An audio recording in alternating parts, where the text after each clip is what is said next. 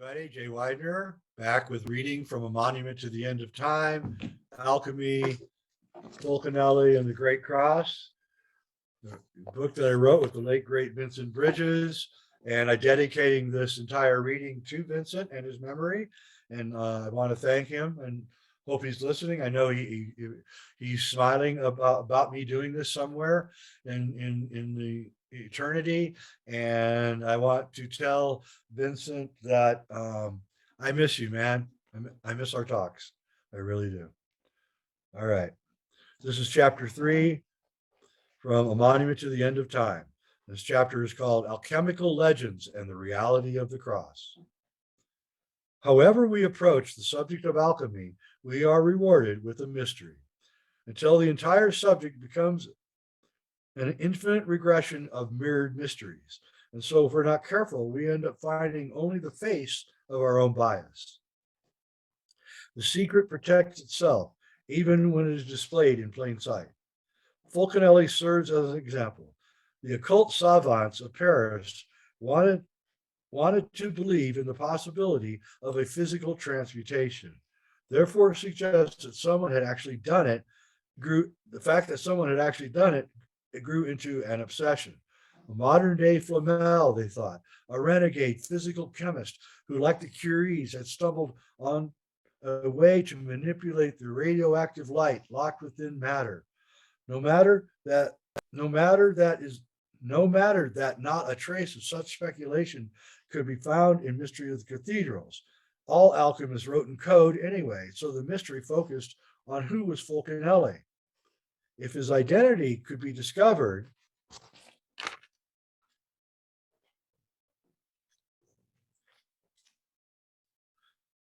then the transmutation could be verified. Unfortunately, no one claimed the title or presented any proof. But the idea persisted. There had been a real alchemist in the 20th century. There's even a touch of the surreal to the image, a tall and aristocratic elder guiding a group of young acolytes through the transmutational process in a municipal gasworks laboratory. Cancele, of course, is our source for these images, leaked through the years in a way perhaps to carefully perpetuate the myth. In the same fashion, the idea that Fulcanelli was a committee had almost handicapped our understanding of what the work itself had to say. The example of the Hendaye chapter is significant here, because it can't be made to fit into the pattern of the hoax or the committee hypothesis. It is simply ignored. The circumstantial evidence that there really was a person behind the Fulcanelli mask whose intermittent visits seemed to produce change and upheaval in Cancele's life. Each appearance marked a major turning point from his first encounter to his last. Fulcanelli would also seem to be virtually immortal, appearing to be roughly half his probable age the last time Cancele saw him. As for the gender-bending androgyny of the completed work, well, the jury is still out on that one. It could have been Fulcanelli's daughter or granddaughter. It could have been a dream or an initiation, or even some fantasy of Cancele's long-held love for his master. But the unavoidable fact remains. Some sort of a meeting occurred in the early 1950s, and the Hendaye chapter inclusion in the second edition of Mystery of the Cathedrals was the result of that encounter. The appearance of the second edition of Dwellings in 1959 marked another watershed. The catastrophic theme was openly discussed in Cancele's preface to that edition. Within the year, the legend would gain another twist with the publication of the first New Age bestseller, The Morning of the Magicians by Powles and Bergier. The Fulcanelli phenomena began to exhibit a new life, growing in unexpected directions. Magicians cemented the image of Fulcanelli as the archetypal 20th century alchemist, warning of the dangers of atomic energy, like the best contemporary Space Brothers and Ascended Masters.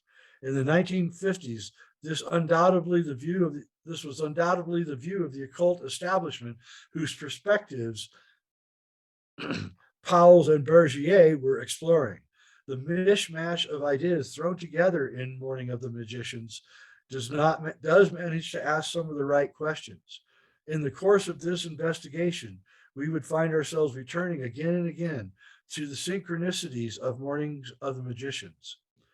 It served, however, to reintroduce the story of Fulcanelli to an English speaking audience.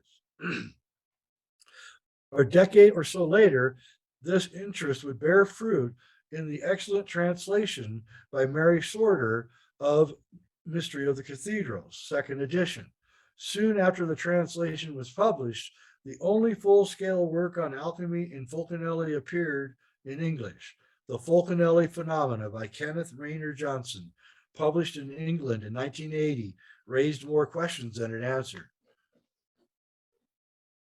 Phenomenon is in many ways an excellent book on the history and practice of alchemy.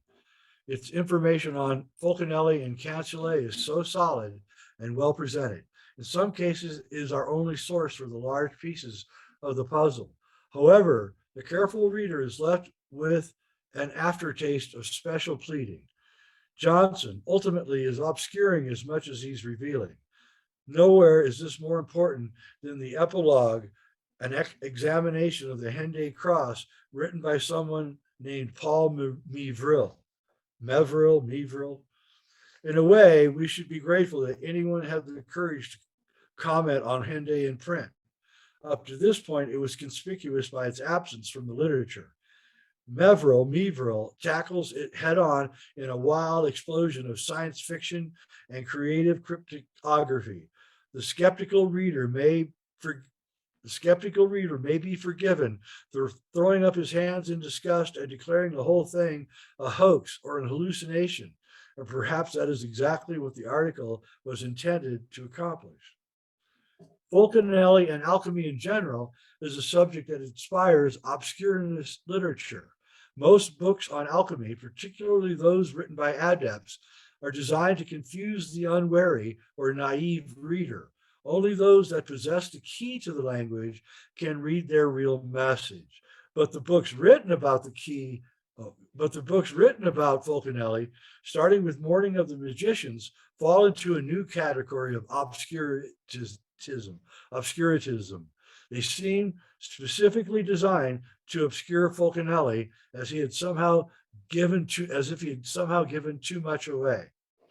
The next major work to mention Fulcanelli in any depth certainly is obscure. Refuge of the Apocalypse by Elizabeth Van Buren begins with a description of Hendaye and Fulcanelli's comments on it. She quotes Fulcanelli's warning to Cancellae, then jumps to a statement that Fulcanelli told others that the place of refuge was Rennes in the Aude of southern France. From the slender reed, Van Buren builds a complex thesis that involves the bloodline of Jesus, tunnel openings, and landscape zodiacs, all pointing to Rennes-le-Château as Fulcanelli's single place of refuge. This digression into the world of Holy Blood, Holy Grail by Baigent, Lincoln, and Lee was strange enough. The next book to dwell on Fulcanelli was even more bizarre, Alchemy, a memoir, hermetic, occult, and political and private aspects of R.A. Schwaller de Lubitz by Andre Vandenbroek, revealed that the esoteric Egyptologist, that would be Schwaller de Lubitz, had close connections with the Fulcanelli group. At this point, all the researcher can do is echo poor Alice, curiouser and curiouser. And like Alice, somewhere along the line, we stepped through the looking glass.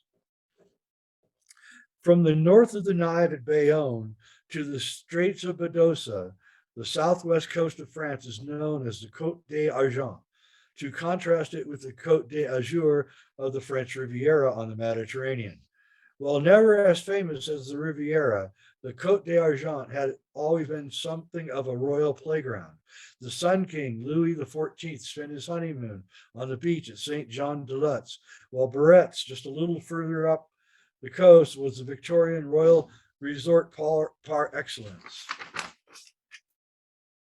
Everyone from the Empress Eugenie and Napoleon III to Queen Victoria, Prince Albert, and the Prince of Wales seemed to show up for the season.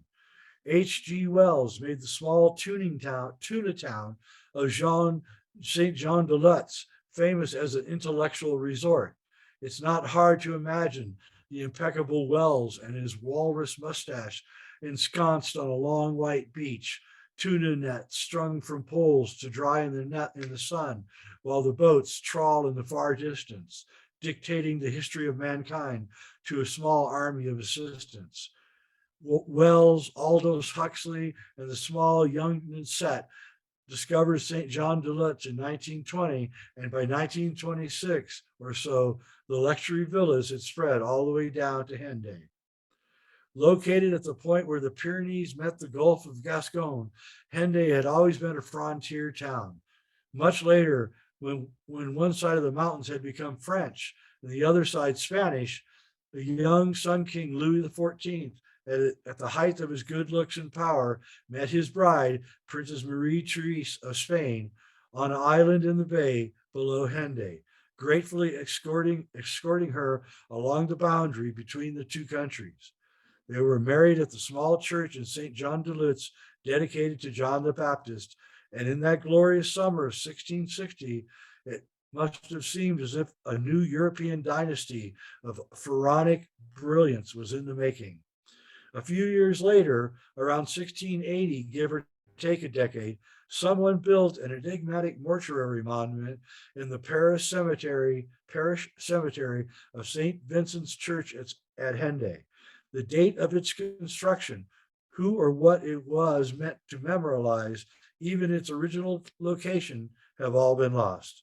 All that is known about the cyclic cross, as Fulcanelli labeled it, is that it was moved from the cemetery to the southwest corner of the churchyard in 1842 when the church underwent a restoration. There it remains today, a battered and fading monument to the end of time. It sits in a very small courtyard just to the south of the church. There is a small garden with a park bench nearby. Standing about 12 feet tall, the cross of Hendaye looms over a courtyard, an ambiguous apparition in the clear Basque sunlight. The monument is brown and discolored from its 300 plus years. The facade is starting to crumble, and it's obvious that the air pollution, the cross sits in a few yards from a busy street on the main square, is speeding its dissolution. The cross will be completely eroded in a few years. The images and the Latin inscription on the cross have no more than a generation left before the pollution wipes the images clean and the message disappears forever. The base of local sandstone sits on a broad but irregular three-step platform and is roughly cubic. Close examination reveals that it is little taller than it is wide. On each face are curious symbols. A sun face glaring like some ancient American sun god, a strange shield-like arrangement of A's in the arms of a cross, an eight-sided sunburst, and most curious of all, an old-fashioned man in the moon face. Rising from this is a fluted column with a suggestion of Greek classicism, on top of which stands a very rudely done Greek cross with Latin inscriptions. Above the surface on the western side can be seen a double X figure on the top portion of the cross. Below that, on the transverse arm, is the common inscription, Hail, O Cross, the only hope. On the reverse side of the upper cross, above the starburst, is the Christian symbol INRA. And I'll show you symbols. I'll show you what these look like at the end. Fulcanelli tells us that whatever its age, the Hendaye cross shows by the decoration of its pedestal, it is the strangest monument of primitive millennialism, the rarest symbolic translation of Chileism which I have ever met. Coming from Cancelet's master, that is striking enough to command attention. But what does he mean by primitive millennialism? And how are the decorations of the pedestal the rarest symbolic translation of Chileism? What exactly is Chileism? Fulcanelli provides some guidance by referring to the fathers of the church, Origen, St. Denis of Alexandria, and St. Jerome, who first accepted and then refused the Chileist doctrine. Then he tells us that Chileism was part of the esoteric tradition of the ancient Hermetic philosophy. Chileism was a 2nd century CE Gnostic belief in a literal renewal of the earth after its destruction on the day of judgment. This transformed the world. This transformed the this transformed world would be free of sin, a virtual paradise of sensual delights, feasts, and weddings. The Gnostic Chaldeists preached. Naturally, the more orthodox branches of the church found this threatening, although, as Fulcanelli points out, it was never officially condemned. It was refuted by Origen, a second century CE church patriarch who is now our main source of information on the Chaldeists, and slowly faded into the heretical underground. Primitive millennialism is even a more curious phase. The use of our word primitive in this context suggests prime or primeval, definitely pre-Christian and even prehistoric. The monument then is not only an example of heretical Christian belief, but also somehow describes a primitive or ancient view of the end of the world. Fulcanelli makes the point even more pointed when he comments that the unknown workman who made these images possessed real and profound knowledge of the universe.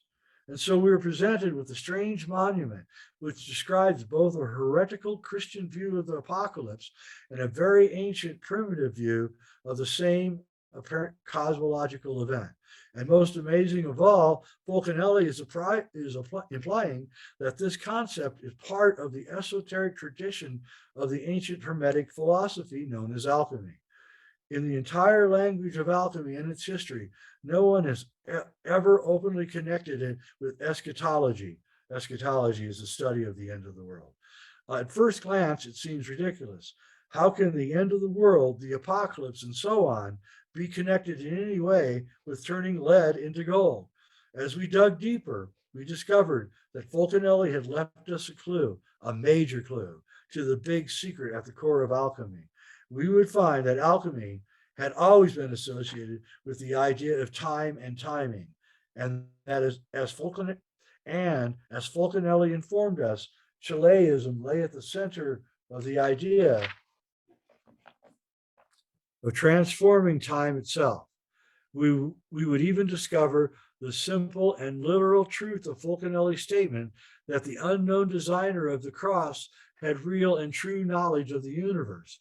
From that knowledge, displayed by the Hendaye cross, we would eventually unravel a whole new perspective on alchemy, one that touched on the deepest mysteries of the mysticism, mysticism, and religion, and one that posed the question of extinction or enlightenment for our entire planet.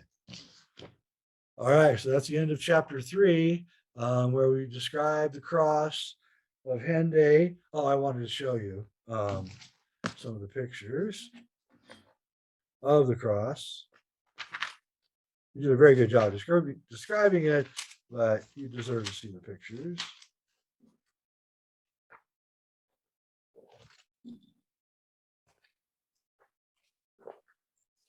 So that's this is the angry sun face. This is the 4 A's in the oval and the cross. And this is the star.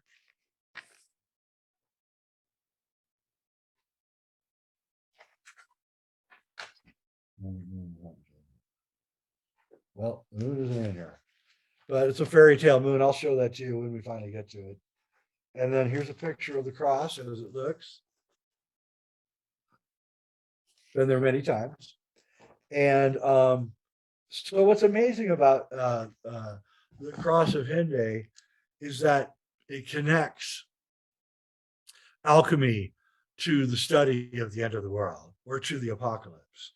And as we get further on, we're going to see that in the chapter on the cross of Hendaye, Fulcanelli is telling us that it's going to happen very soon. When the Fulcanelli chapter first came out in 1957, remember that we said earlier that the OSS, which is the precursor to the CIA, had gone to France in 1945 trying to find Fulcanelli for reasons unknown. So that tells me that, you know, the intelligence agencies are looking at alchemy and esoteric works with a great degree of seriousness. So after the Cross of Hendaye chapter came out, a bunch of very odd things began to occur in the United States and around the world. By 1960, we approved NASA by the end of, I think, 1957, and NASA's purpose was to go out into space and look for artifacts. It's in the document, the initial document.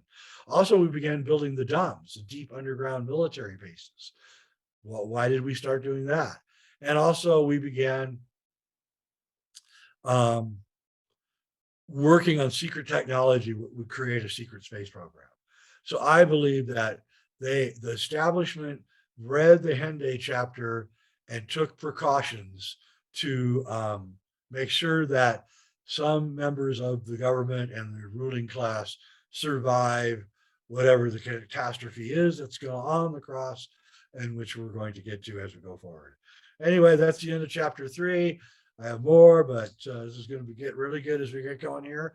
I'm Jay Widener. This has been Reality Check, reading from the book A Monument to the End of Time, Alchemy, Fulcanelli, and the Great Cross by myself, Jay Widener, and the late, great Vincent Bridges.